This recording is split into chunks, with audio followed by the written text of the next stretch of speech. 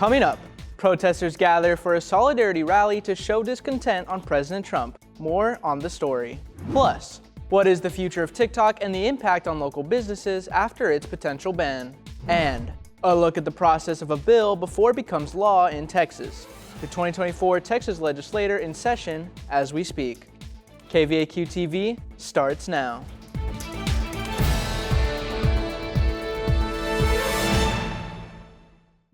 Hello vaqueros, happy Monday. I'm Dathan Dervino. This is the second spring edition of KVAQ-TV. Today is Monday, January 27th, and now to our top story.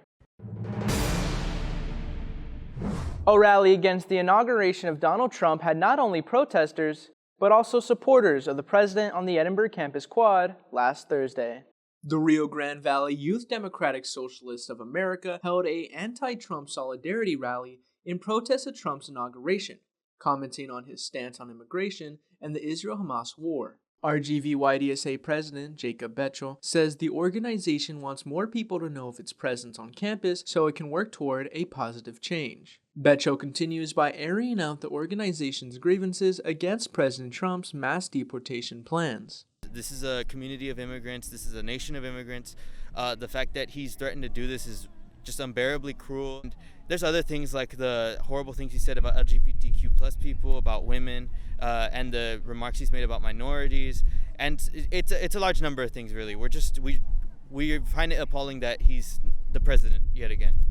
Next to the Interdisciplinary Engineering and Academic Building, a group in support of President Trump gathered, holding various signs, MAGA flags, and a speaker playing YMCA by the Village People.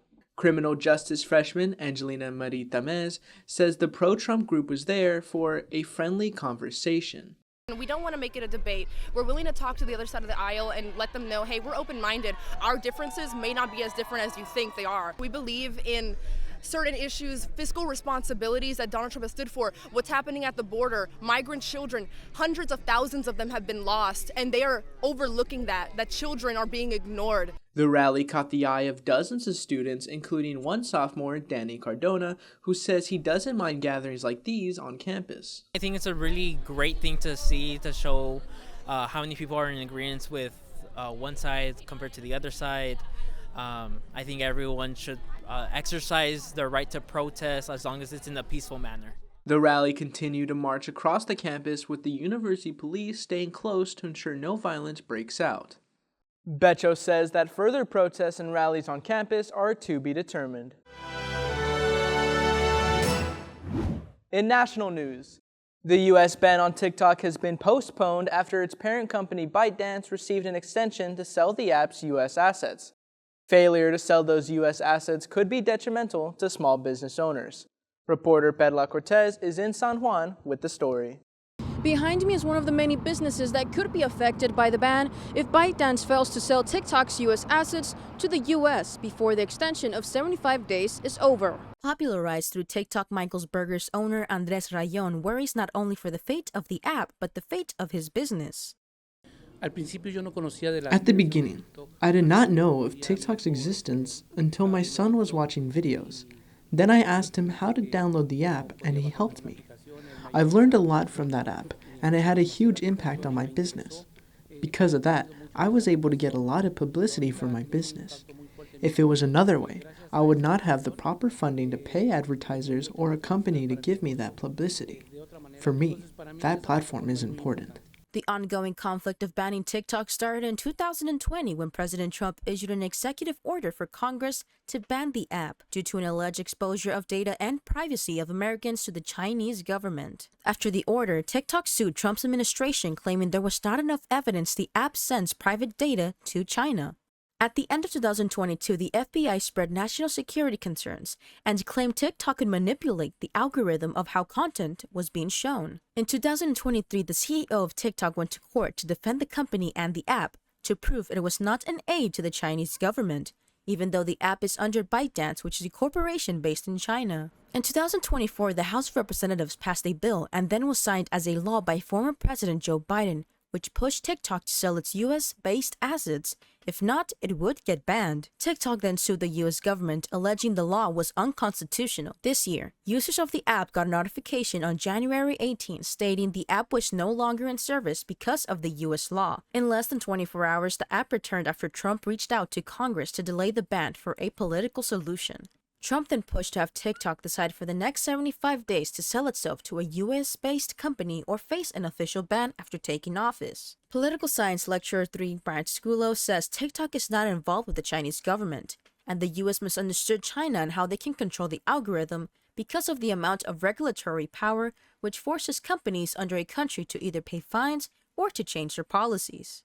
Which, just to be clear, TikTok, ByteDance, Meta, Facebook, Instagram, Twitter, X, all the other platforms, social media, they all basically collect data in the same way. And they use it for the same thing, which is for advertising and selling data to other companies to help them develop their own marketing strategies. There's no evidence that I have seen, and no evidence that the US government or any representative in Congress has shown to the public of anything unique that TikTok does that other US-based social media companies don't also do. Skoulos explains that having TikTok banned than unbanned is due to inconsistencies from each presidency term, and because Congress gives more power to the executive branch depending on cases. He also says that although former President Biden did not enforce the TikTok ban law, it is written that punishments would be given if it did not ban before selling itself. Penalties for, say, the Google Play Store, the Apple Store, if they kept TikTok in there available for download after the deadline, they could have been subjected to thousands of dollars in fines for every download. Donald Trump has said, we'll give you 75 days. And no one will, so like Google, Apple, there will be no fines issued as well. So that's why TikTok came back online so quickly. TikTok says, you know what? We know there's this law and we could be punished if we don't take ourselves down. And that punishment could be a lot worse because now you're in violation of federal law. UTRGV students voiced their opinions if TikTok should get banned. Both opposed of the action, saying it can impact jobs and the space of many to post on the app. It's a lot of people's safe space because they can be creative, they can be themselves, and I think it's a useful output for a lot of people. And it is just a job for some people to get by. So for it to be banned, it is putting a lot of hardship on people in the U.S. It could be a major cybersecurity threat, mostly because it is owned by a foreign country. So I do understand why America does want to put a pause to that. But I mean, I feel like they could just work together and mostly just to figure out a solution for that. For updates in regard to the future of TikTok, visit our website at utrgv.com for more information. For KVAQ-TV in Edinburgh, Perla Cortez. The 89th Texas legislature session is now underway at the Texas Capitol. State senators and representatives are expected to push bills that may become law. Reporter Victor Ortega has more details about the legislative process. Victor? Politicians from all over the state are meeting in Austin as I speak, filing thousands of bills and reviewing matters like the state budget. But what is the Texas legislature and how does it work? I sat down with UTRGV political science professor Clyde Barrow to deep dive into Texas lawmaking. As you know, the state government of Texas, like most state governments in the United States, has three branches of government: the legislature, the executive, and the judiciary. The legislature has two houses, the Senate and the House of Representatives. They're both elected every 2 years by the voters of the state of Texas, and their main responsibility is to pass laws. First established in 1836 under the Republic of Texas, the Texas legislative process is long and fast-paced, and it's the only state to meet every odd year, starting on the second Tuesday of January. Other states' legislatures meet annually. It's in this 140-day-long session that state senators and representatives file bills for a slight chance of becoming law. Some bills may take effect immediately after being passed, while others have to wait until the second half of the year. But basically, it starts with a member of the legislature has to write and introduce a bill into the legislature. It gets referred to a committee, which may look at it. If a committee refers the bill out, it'll be debated by the full House or Senate.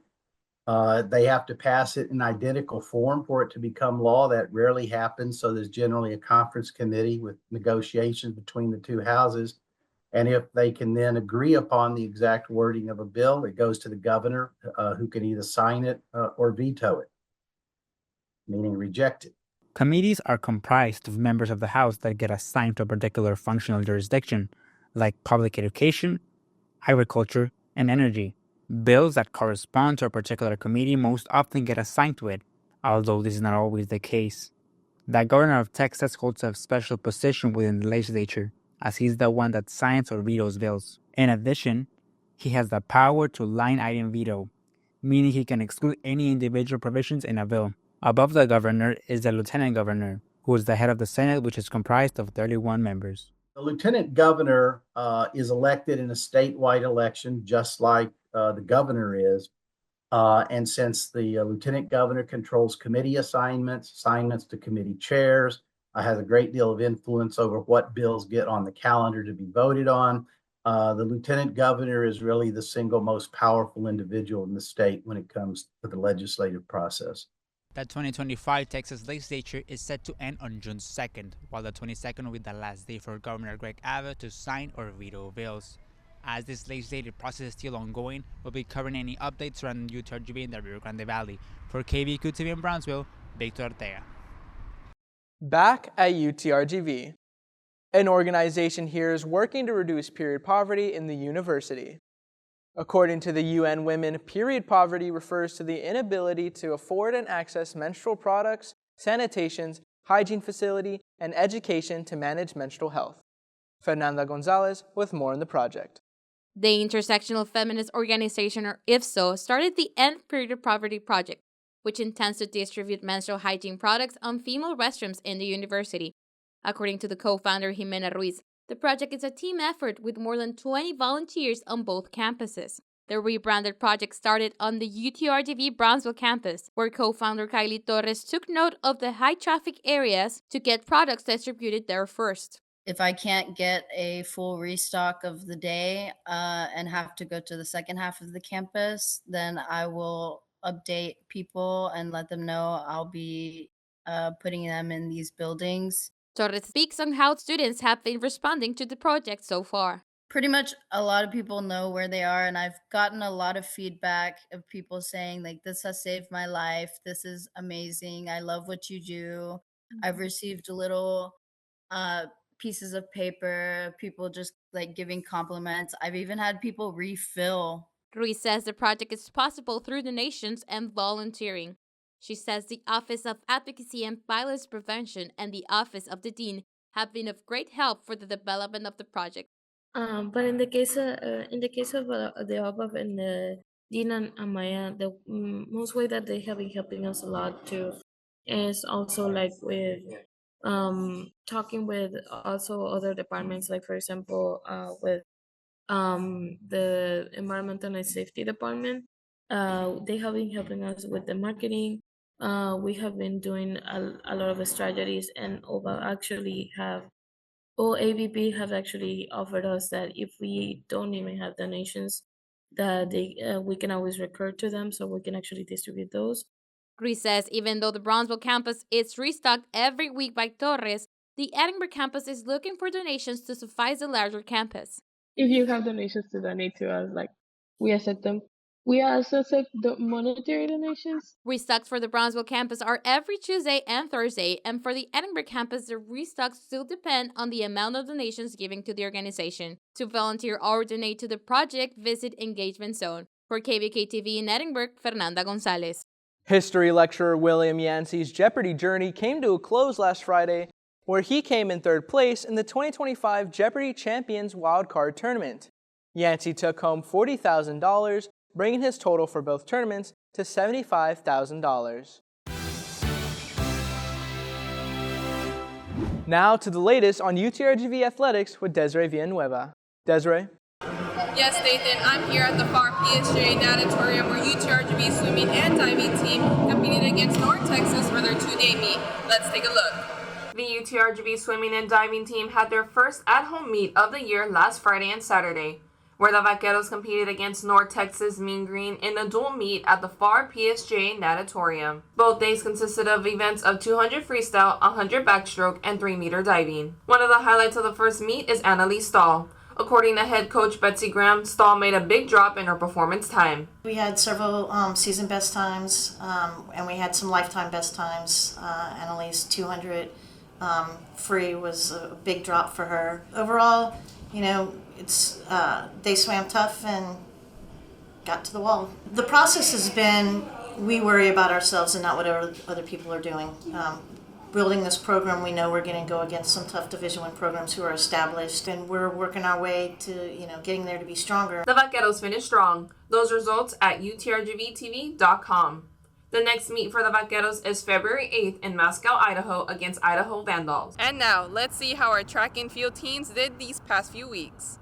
UTRGV's head coach for women's and men's track and field cross country, Cherise Hicks, says the sport puts athletes' bodies on the line.